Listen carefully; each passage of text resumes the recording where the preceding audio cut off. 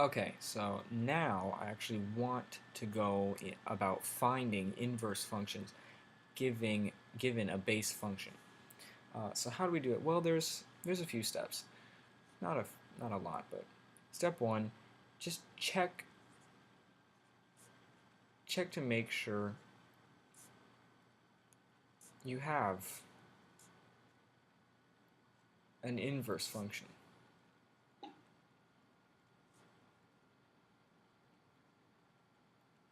Or that it's possible to have an inverse function. What I should really say is check to make sure you have a one-to-one function. Have a one-to-one function. Step two, if you do have a one-to-one function, exchange y, it's a terrible y and x. And finally, solve for y. Okay? 3 easy steps. And I'm going to just make up problems on the spot. So let's just say we have y equals x cubed minus 9. Not too bad. First we exchange x and y. Okay, so now we have x equals y cubed minus 9 stayed the same, minus 9.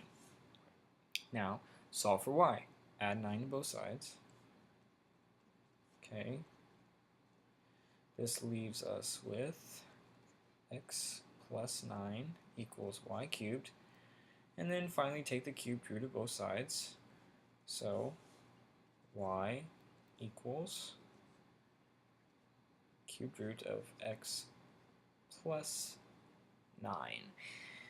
And that is equal to the inverse function of x if that is equal to f of x right there. And if you graph both of these, you will see that there are reflections of each other over the line y equals x. Let's do another one. Let's do f of x equals y equals we can't do a quadratic. We really can't do much here. Oh, let's do a square root one. So y equals the square root of 12x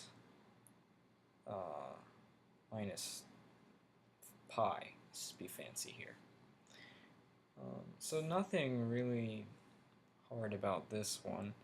You're going to get rid of the square root by squaring both sides. Oh, well, first, I almost didn't exchange y and x. So we're going to have x equals the square root of 12y minus pi. Okay. And then we square both sides. That's going to give us x squared over the quantity under the square root. Can you tell I like using many different colors? Add pi to both sides, so x squared plus pi equals 12y. And finally, the answer, y equals x squared plus pi, divide both sides by 12. This is equal to f inverse of x. Now, how do we check to make sure that a function is an inverse of a base function? What we can do is plug in each function to one another. That's like saying if we take the inverse function and we plug in the original function, what should that give us? X. We learned that in the last video.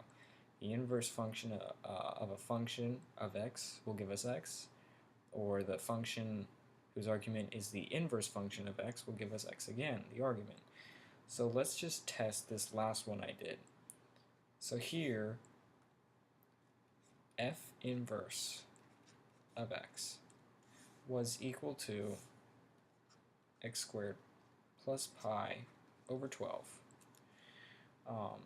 And f of x was equal to, let me just copy this whole thing, copy,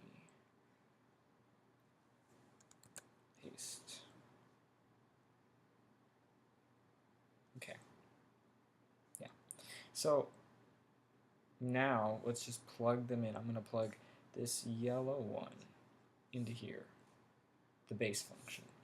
What I'm doing is I'm finding f of f inverse x.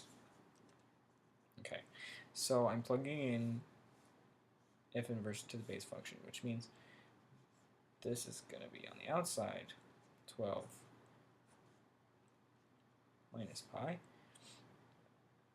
And we're going to have here